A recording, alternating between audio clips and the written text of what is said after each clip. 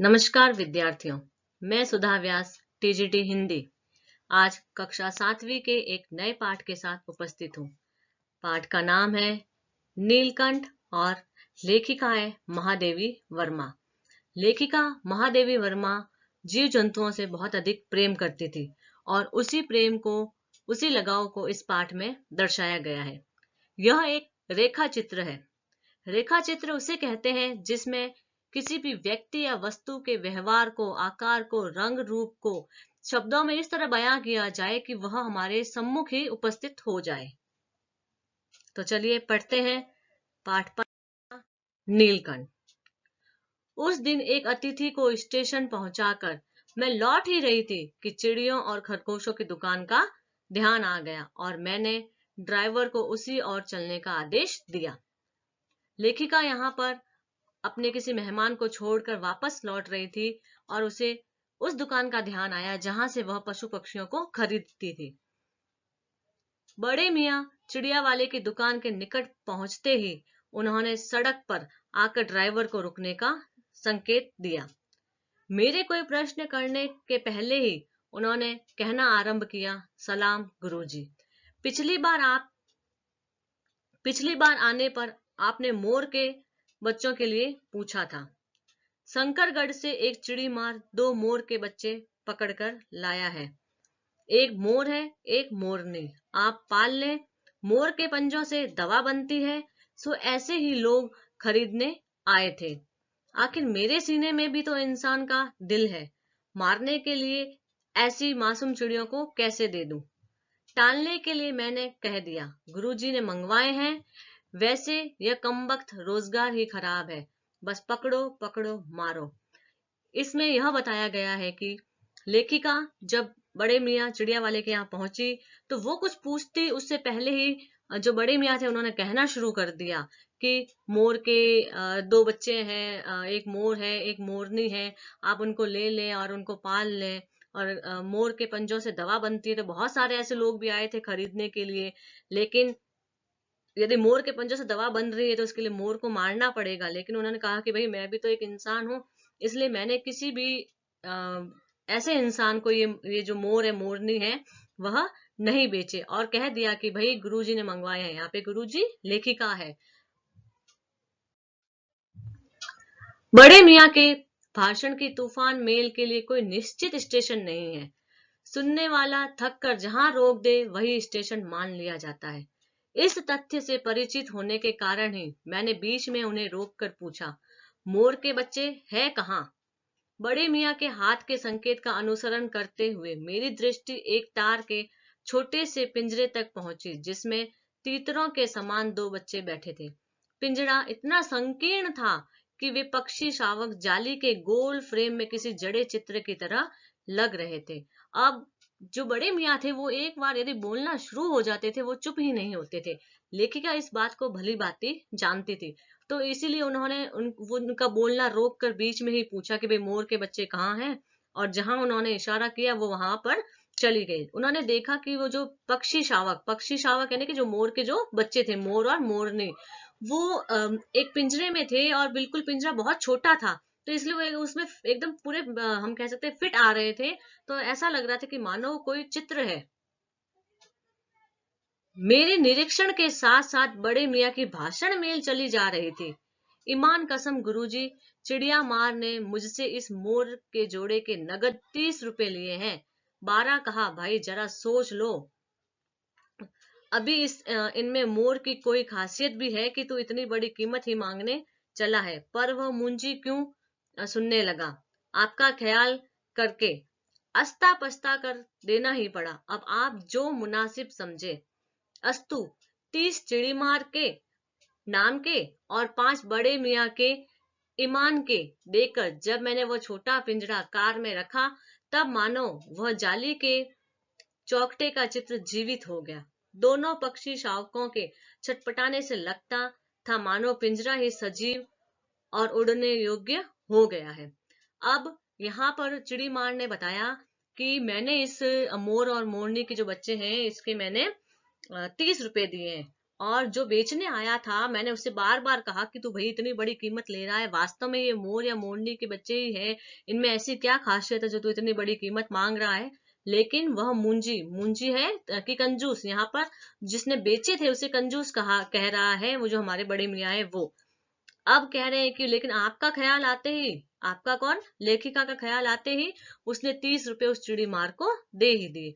अब लेखिका समझ गई कि वो 30 रुपए से ज्यादा चाहते हैं, इसलिए उन्होंने 5 रुपए और ज्यादा देकर, तो यानी कि 35 रुपए में वह पिंजरा है वह चिड़ी मार से खरीद लिया। और जैसे ही वह उस पिंजरे को लेकर उन्होंने कार में रखा, तो वो उसमें जो पक्षी थे वो छटपटाने लगे, तो ऐसे लगने लगा कि वो पिंजरा है वह खुद ही अभी का अभी उड़ गया। घर पहुंचने पर सब कहने लगे, तीतर है, मोर कहकर ठग लिया है। अब यहाँ पर ऐसा इसलिए कहा है क्योंकि वो जो बच्चे थे बहुत ही छोटे थे। तीतर होता है एक तरह का पक्षी, और कदाचित अनेक बार ठगे जाने के कारण ही, ठगे जाने की बात मेरे चिढ़ जाने की दुर्बलता बन गई। अब लेखिका हो सकता है कि पहले भी कई बार ठगी जा चुकी हो, तो इसीलिए जब भी कोई उन्हें कहता कि तुम ठग गए हो, तो अब ठग शब्द है वह उनके लिए एक कमजोरी बन गया था। अप्रसन्न होकर मैंने कहा, मोर के क्या सुरखाब के पर लगे होते हैं, है तो पक्षी ही। चिढ़ा दिया जाने के कारण ही संभवतः उन दोनों पक्षियों के प्रति मेरे व्यवहार और यत्न में कुछ विशेषता आ गई। अब यहाँ पर वो लेखिका है वो चिढ़ गई कि भाई मोर के क्या सुरखाब के पर लगे होते हैं, मतलब क्या बहुत ही सुंदर पर होते हैं, है तो मोर भी पक्षी, यदि तीतर भी है तो कोई बात नहीं, और मैं इसका उसी बहुत ही अच्छे से इसका ध्यान रखूंगी। इसी कारण उसकी जो वो है लेखिका है, वह उन पक्षियों का बहुत ही विशेष रूप से ध्यान रखने लगी। पहले अपने पढ़ने लिखने के कमरे में उनका पिंजरा रखकर उसका दरवाजा खोला, फिर दो कटोरों में सत्तू की छोटी छोटी गोलियां और पानी रखा। अब जहां पर लेखिका पढ़ती थी उस कमरे में वो पिंजरा लेकर गई, उनके खाने पीने की व्यवस्था की। वे दोनों चूहेदानी जैसे पिंजरे से निकलकर कमरे में मानो खो गए, कभी मेज के नीचे घुस गए, कभी अलमारी के पीछे। अब क्योंकि पिंजरा बहुत छोटा था, उसमें वो बिल्कुल ही ऐसे लग रहे थे चित्र जैसे हैं, तो लेखिका ने जैसे ही पिंजरा खोला तो वो आजाद हो गए और पूरे कमरे में कभी मेज के नीचे कभी अलमारी के पीछे घूमने लगे। अंत में इस लुका छुपी से थक कर उन्होंने मेरी रद्दी कागजों की टोकरी को अपने नए बसेरे का गौरव प्रदान किया। कि मतलब वो जब थक गए तो जो लेखिका की जो रद्दी कागजों की टोकरी थी, अब उसमें जो मोर मोरनी थी, उन्होंने उसे अपना एक नया बसेरा बना लिया। 2-4 दिन वे इसी प्रकार दिन में इधर उधर गुप्तवास करते और रात में रद्दी की टोकरी में प्रकट होते। गुप्तवास का अर्थ है कि देखो कभी वो क्या करते थे, अलमारी के पीछे चले जाते थे, कभी मेज के नीचे घुस जाते थे, है ना। तो और फिर बाद में वो रात को क्या करते थे, फिर से रद्दी की टोकरी में आकर आराम करने लगते। फिर आश्वस्त हो जाने पर कभी मेरी मेज पर, कभी कुर्सी पर और कभी मेरे सिर पर अचानक आविर्भूत होने लगते। वह लेखिका के साथ कुछ ही समय में इतना घुल मिल गए थे कि वह जहां भी उनका मन होता वहां पर वह आविर्भूत मतलब प्रकट हो जाते, कभी मेज पर कभी सिर पर, जहां उनकी इच्छा होती उन्होंने वहां घूमना फिरना शुरू कर दिया। खिड़कियों में तो जाली लगी थी, पर दरवाजा मुझे निरंतर बंद रखना पड़ता था। खुला रहने पर चित्रा, मेरी बिल्ली, इन नव आगंतुकों का पता लगा सकती थी, और तब उसके शोध का क्या परिणाम होता यह अनुमान करना कठिन नहीं है। अब लेखिका कह रही है कि खिड़कियां तो बिल्कुल पूरी तरह से बंद थी, लेकिन दरवाजा भी उसे 24 घंटे बंद रखना पड़ता था। क्यों? क्योंकि उसके घर में एक बिल्ली थी और उस बिल्ली का नाम था चित्रा।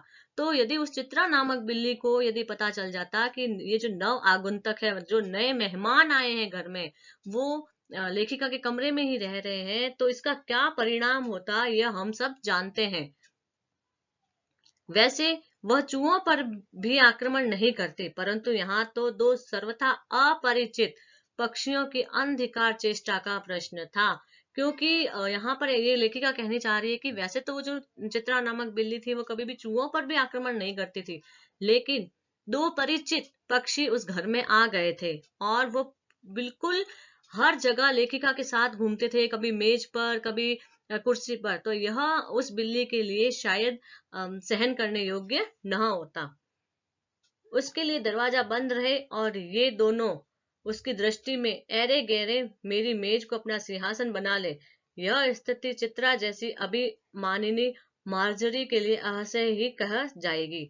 अब यहाँ पर लेखिका कह रही है कि ये जो मार्जरी का अर्थ होता है कि बिल्ली, कि भाई जो बिल्ली थी उसकी, उसके लिए तो बिल्कुल ही असहनीय स्थिति थी कि जो मोर मोरनी के जो बच्चे हैं वो हमेशा लेखिका के आसपास रहे। इस बात को वो चित्रा नामक बिल्ली कभी भी सहन नहीं कर सकती थी।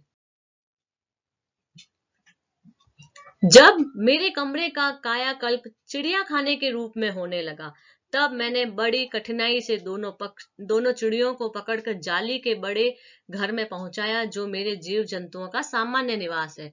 अब लेखिका कह रही है कि उसका कमरा जब चिड़िया खाने के रूप में क्यों हो गया, चिड़िया खाने के रूप में, कि वो जो दोनों जो पक्षी थे, मोर मोरनी थी, वो पूरे कमरे में घूमते रहते थे, वहीं खाते रहते थे, और जहां उनका मन होता था वहां बैठे रहते थे। बहुत ही कठिनाई से उसे जाली के बड़े घर में, जहां पर की लेखिका ने अपने बहुत सारे जीव जंतुओं को रख रखा था, दोनों नव आगंतुकों ने पहले से रहने वालों में वैसा ही कौतूहल जगाया जैसा नव वधु के आगमन पर परिवार में स्वाभाविक है। भी कहा है कि लेखिका कह रही है कि जब कोई नई दुल्हन घर में प्रवेश करती है तो किस तरह से सब उसका स्वागत करते हैं, किस तरह से सब आश्चर्यचकित हो जाते हैं।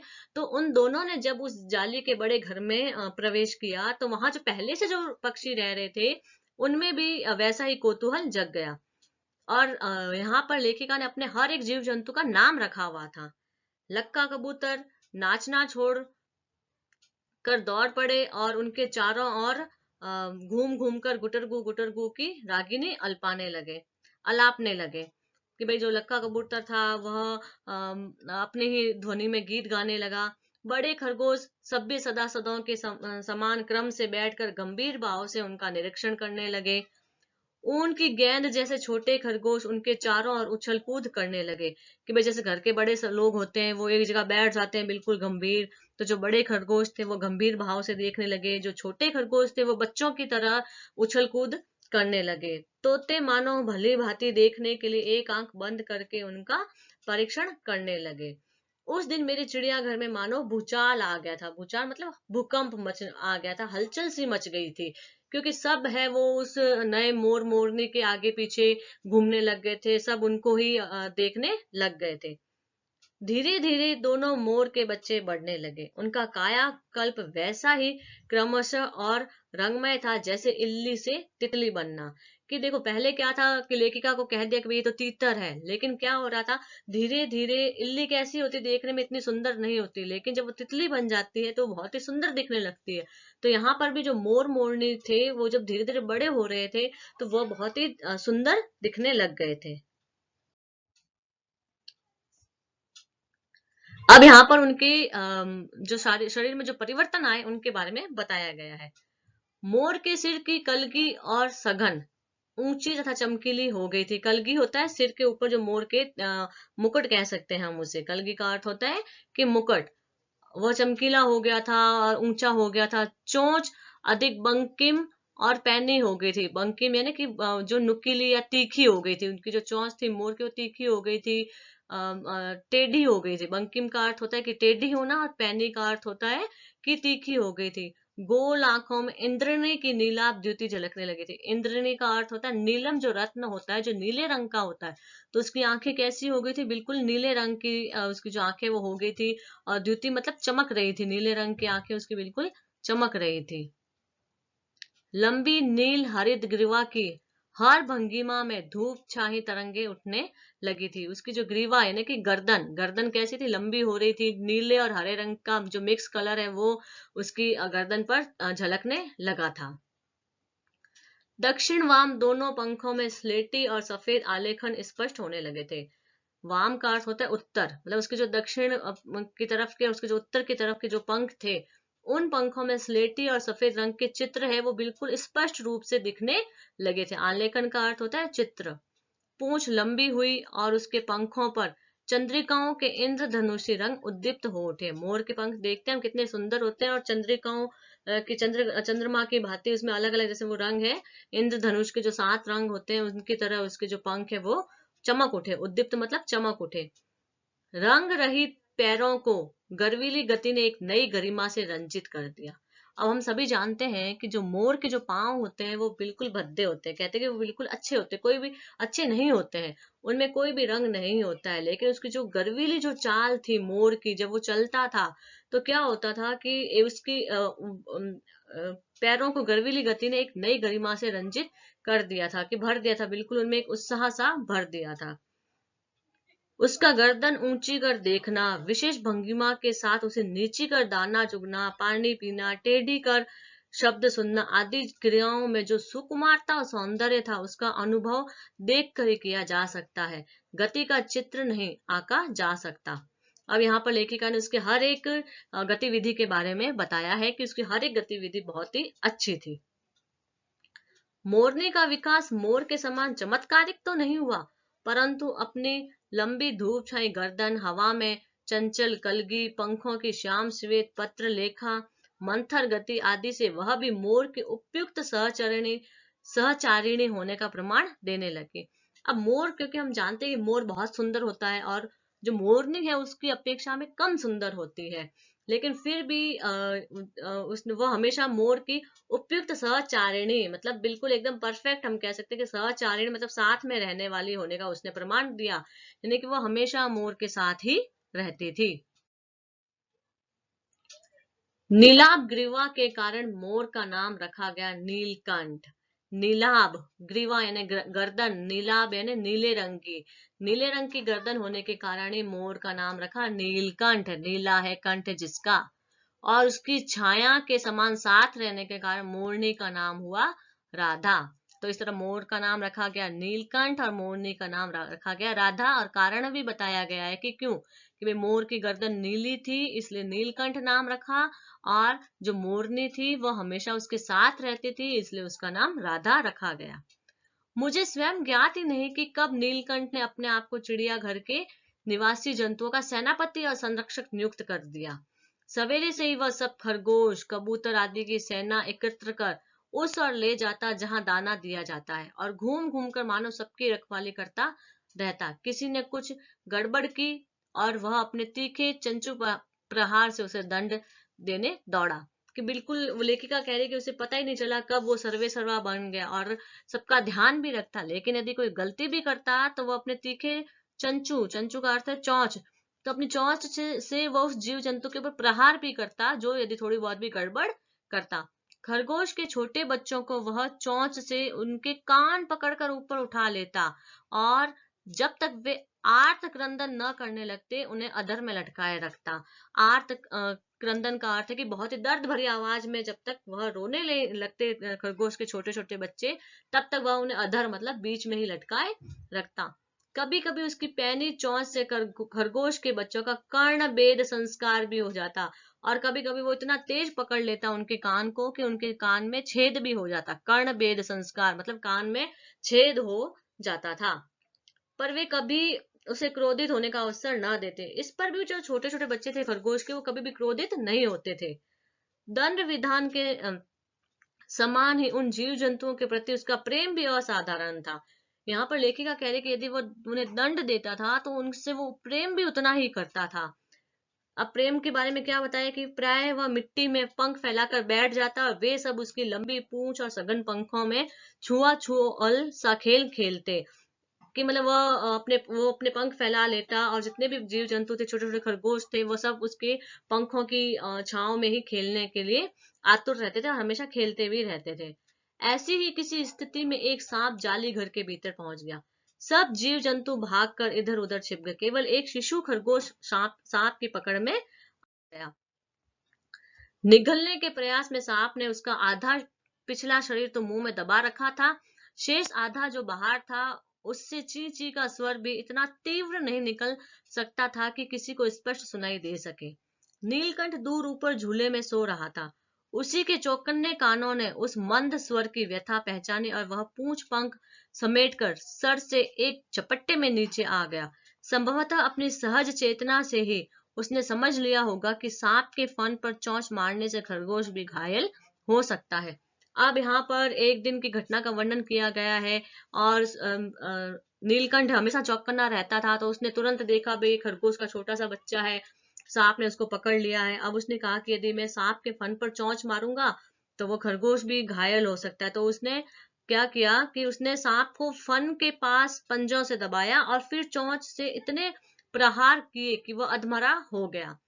पकड़ ढीली पड़ते ही खरगोश का बच्चा मुख से निकल तो आया, परंतु निश्चेत सा वहीं पड़ा रहा। मतलब बेहोश हो गया। निश्चेष्ट मतलब वो बेहोश हो गया। सांप का जो बच्चा, सॉरी, ये जो खरगोश का जो बच्चा था वो बेहोश हो गया। राधा ने सहायता देने की आवश्यकता नहीं समझी, परंतु अपनी मंद केका से किसी असामान्य घटना की सूचना सब और प्रसारित कर दी।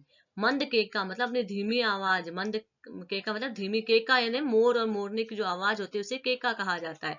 और उसने इस घटना की जानकारी सब और पहुंचा दी अपनी आवाज के माध्यम से। माली पहुंचा, फिर हम सब पहुंचे। नीलकंठ जब सांप के 2 खंड कर चुका तब उस शिशु खरगोश के पास गया और रात भर उसे पंखों के नीचे रखे उष्णता देता रहा। कार्तिकेय ने अपने युद्ध वाहन के लिए मयूर को क्यों चुना, यह उस पक्षी का रूप और स्वभाव देखकर समझ में आ जाता है। नीलकंठ ने सांप को भी मार दिया, लेकिन उसे उस खरगोश की पूरे समय चिंता रही और उसने क्या किया, अपने पंखों को फैलाकर उसे उष्णता यानी मतलब गर्मी उसे प्रदान की।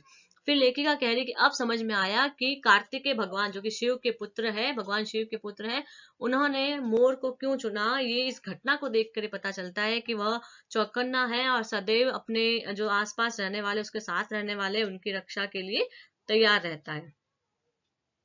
मयूर कला प्रिय वीर पक्षी है, हिंसक मात्र नहीं है। अब यहाँ पर लेखिका ने यह कहना चाहे कि जो मयूर यानी कि जो मोर है वो कला प्रिय भी बहुत होता है। केवल हम ये समझ ले कि उसने सांप को मार दिया इसलिए वो एक हिंसक है, नहीं, हिंसक भी नहीं, हिंसक नहीं है, वह कला प्रिय भी है। इसी से बाज, चील आदि की श्रेणी में उसे नहीं रखा जा सकता, जिनका जीवन ही क्रूर कर्म है। लेखिका कहना चाह रही है कि जो बाज है, चील है, वह हिंसक ही है, लेकिन जो मोर है वो थोड़ा बहुत हिंसक है, लेकिन कला प्रिय भी बहुत है। नीलकंठ में उसकी जातिगत विशेषताएं तो थी ही, उनका मानवीकरण भी हो गया। अब मानवीकरण का अर्थ है कि वो जो भी वो क्रियाकलाप करता है, ऐसा लगता है जैसे कोई मनुष्य है वो क्रियाकलाप कर रहा है। मेघों की सावली छाया में अपने इंद्रधनुष के गुच्छे जैसे पंखों को मंडलाकार बनाकर जब वो नाचता था, तब उस नृत्य में एक सहजात लय ताल रहता था। मंडलाकार का अर्थ होता है कि गोल, बिल्कुल गोलाकार, कि जब वो नाचता था तो ऐसा लगता था जैसे कोई मनुष्य है, वो बिल्कुल कैसे लय और ताल के साथ नाचता है, उसी तरह भी वो नृत्य करता था। आगे पीछे दाहिने बाहिने क्रम से घूमकर वह किसी अलक्ष्य सम पर ठहर ठहर जाता था, कि मतलब वो बिल्कुल ऐसा नाचता था जैसे कोई इंसान नाच रहे हैं। राधा नीलकंठ के समान नहीं नाच सकती थी, परंतु उसकी गति में भी एक छंद रहता था। वह नृत्य मग्न नीलकंठ की दाहिनी ओर के पंखों को छूती हुई बाईं ओर निकल जाती और बाएं पंख को स्पर्श कर दाहिनी ओर, कि जो उसकी जो सहचारिणी थी राधा, वह भी नृत्य करती थी। कभी वह मतलब राइट साइड में चली जा रही है, कभी लेफ्ट साइड में वो चली जा रही है। इस प्रकार उसकी परिक्रमा में भी एक पूरक ताल परिचय मिलता था। नीलकंठ ने कैसे समझ लिया कि उसका नृत्य मुझे भाता है। मुझे यहाँ पे लेखिका के लिए, लेखिका ये कह रही है कि पता नहीं नीलकंठ ने कब ये बात जान ली कि उसका जो नृत्य करना है वो मुझे बहुत ही पसंद है, यह तो नहीं बताया जा सकता।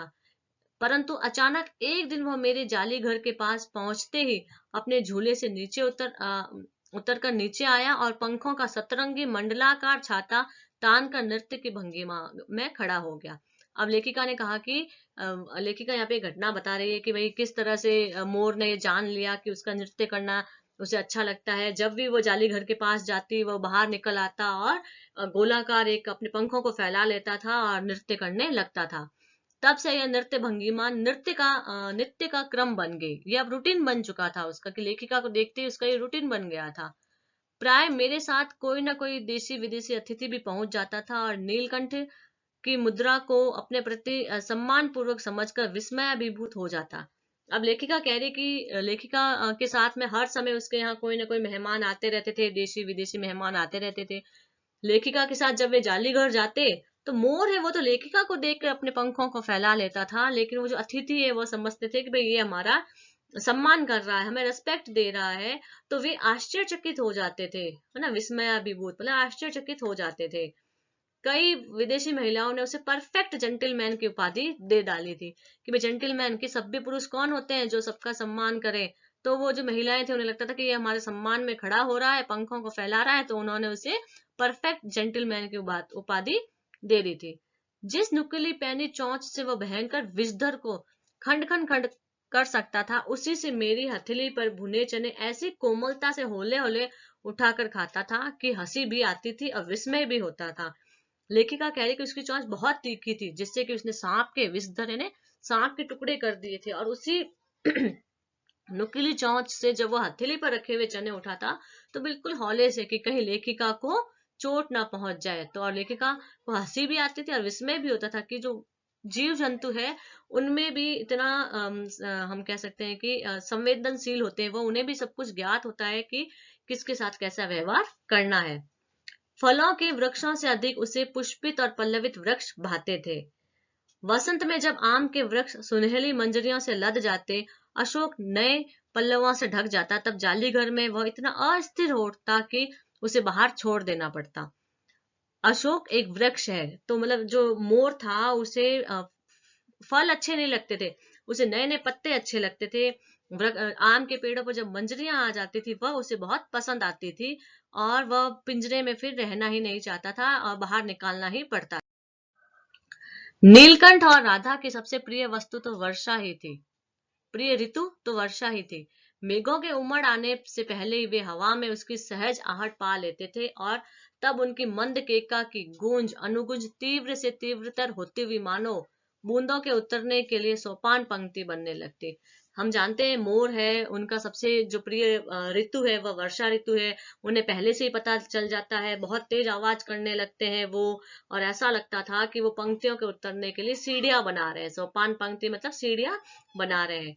मेघ के गर्जन के ताल पर ही उसके तन्मय नृत्य का आरंभ हो जाता, बहुत तन्मय होकर मतलब लीन होकर वो नृत्य करने लगता। और फिर मेघ जितना अधिक गरजता, बिजली जितनी अधिक चमकती, बूंदों की रिमझिमाहट जितनी तीव्र होती, नीलकंठ के नृत्य का वेग भी उतना ही अधिक बढ़ता जाता और उसकी केका का स्वर उतना ही मंद्र से मंद्रतर हो जाता। जैसे जैसे बारिश तेज होती, बिजलियां तेज चमकती, उतना ही वो तेजी से नृत्य करता, लेकिन उसका जो आवाज है, उसकी जो केका है, मतलब उसका जो आवाज है वो धीमे हो जाती थी।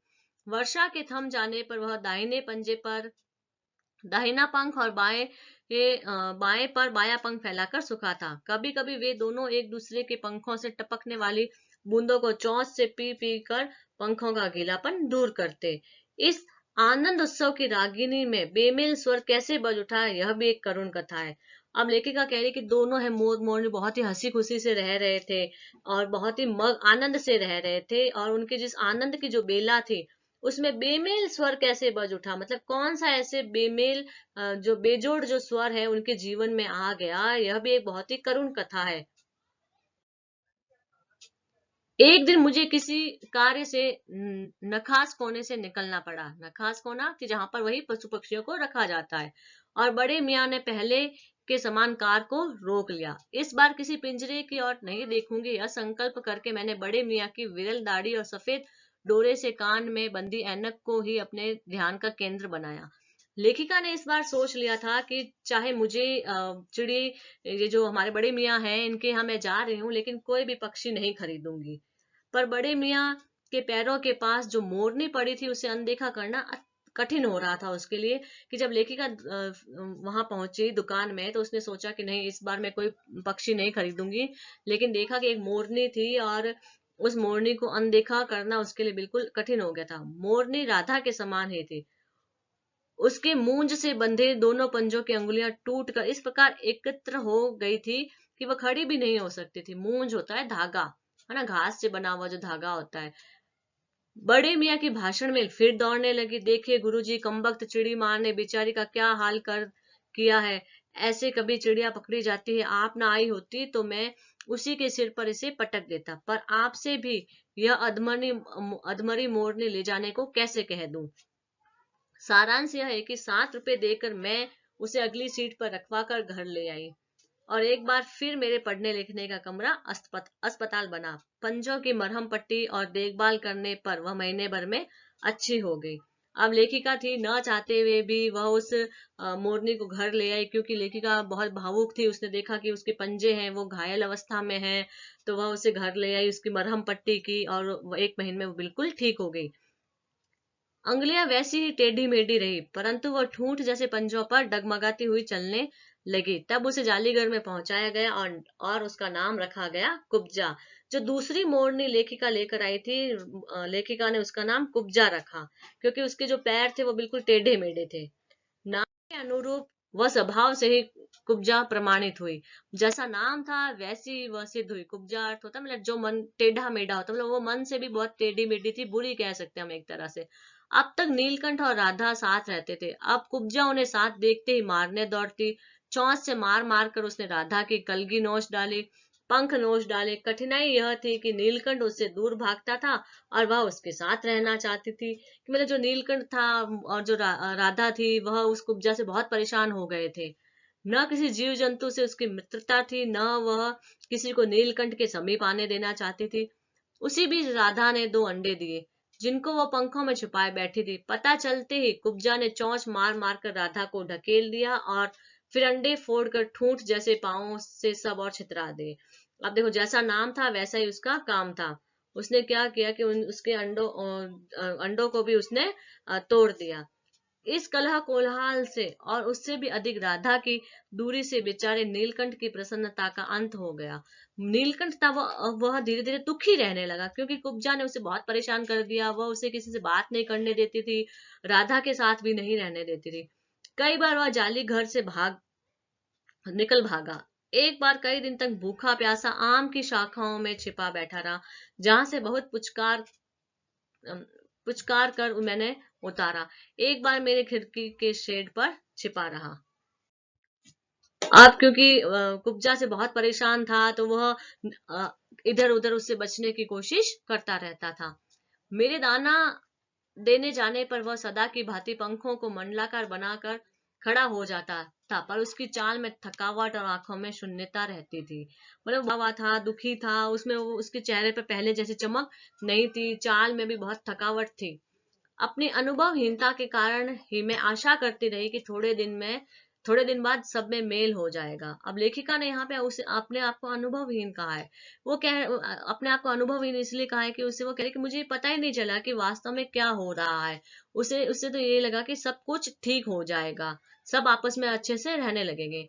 अंत में 3-4 मास के उपरांत एक दिन सवेरे जाकर देखा कि नीलकंठ पूंछ पंख फैलाए धरती पर उसी प्रकार बैठा हुआ है जैसे खरगोश के बच्चे को पंखों में छिपाकर बैठता था। मेरे पुचकारने पर उसके न उठने पर संदेह हुआ। अब लेखिका ने उसे उठाया, देखा वो उठा नहीं, बिल्कुल एकदम जड़ की तरह वह था। वास्तव में नीलकंठ मर गया था। क्यों का उत्तर तो अब तक नहीं मिल रहा था। अब क्यों मर गया था, लेखिका कह रही कि इसका उत्तर नहीं था, लेकिन भीतर ही भीतर वो जानती थी मन में ही कि भाई क्या इसका कारण है। न उसे कोई बीमारी हुई, न उसके रंग बिरंगे फूलों के स्तबक जैसे शरीर पर किसी चोट का चिन्ह मिला। मैं अपने शॉल में लपेट कर उसे संगम ले गई। अब लेखिका ये तो जानती थी कि भाई वास्तव में उसकी मृत्यु का क्या कारण है। फिर लेखिका ने उसके मृत शरीर को अपने शॉल में लपेटा और संगम मतलब गंगा, अ, जो नदी है वहां पर वो उसको लेकर गई। और जब गंगा की बीज धारा में उसे प्रवाहित किया गया, तब उसके पंखों की चंद्रिकाओं से प्रतिबिंबित होकर गंगा का चौड़ा पाट एक विशाल मयूर के समान तरंगित हो उठा। अब क्योंकि मोर के पंख है वो बहुत सुंदर होते हैं, अब जैसे ही उसने उसे नदी में प्रवाहित किया, गंगा नदी में, तो उसके पंख थे वो चारों ओर बिखर गए। तो उसका जो रिफ्लेक्शन पड़ रहा था वो ऐसा लग रहा था कि मानो कि उसमें एक बहुत विशाल, क्योंकि पंख है उसके चारों तरफ फैल गए थे नदी में, तो ऐसा लग रहा था कि एक बहुत विशाल बहुत बड़ा मोर है वो वहां पर तरंगित हो उठा है।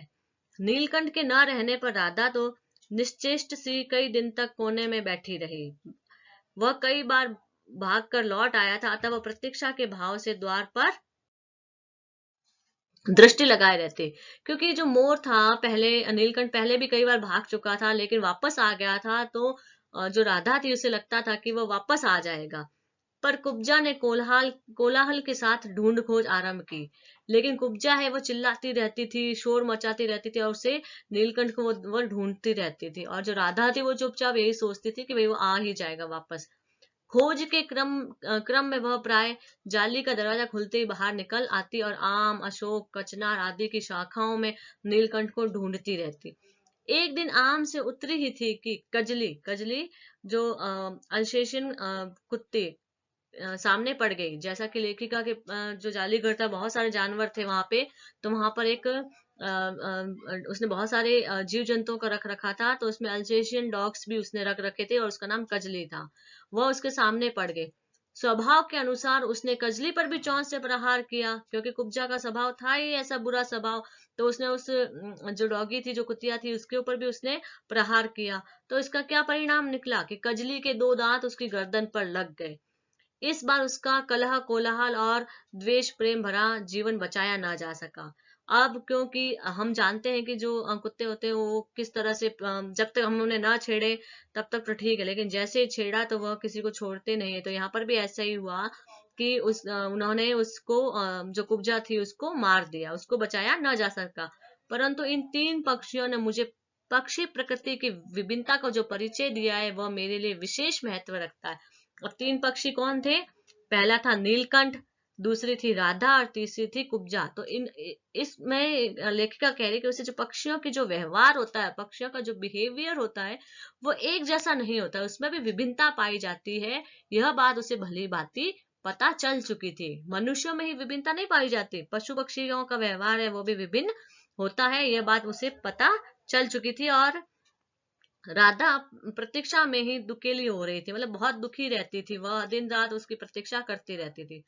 आषाढ़ में जब आकाश मेघाच्छन्न हो जाता है, तब वह कभी ऊंचे झूले पर और कभी अशोक की डाल पर अपने केका को तीव्रतर करके नीलकंठ को बुलाती रहती। आषाढ़ का जो महीना होता है, जुलाई अगस्त का जो महीना होता है, जब आकाश में बादल छा जाते हैं, तब जो हमारी जो राधा थी वो क्या करती थी, ऊंचे ऊंचे झूले पर चढ़ जाती थी, अशोक की डाल पर चढ़ जाती थी, उन स्थानों पर जाती थी जिन स्थानों पर नीलकंठ भी जाता था, और अपनी आवाज को तेज कर करके नीलकंठ को बुलाती थी। लेकिन उसे नहीं पता था कि वो जो नीलकंठ है वो अब कभी भी नहीं आएगा। तो विद्यार्थियों, ये लेखिका महादेवी वर्मा द्वारा रचित पाठ था। इस पाठ को मुझे आशा है कि यह पाठ आपको भली भांति समझ में आया होगा। धन्यवाद।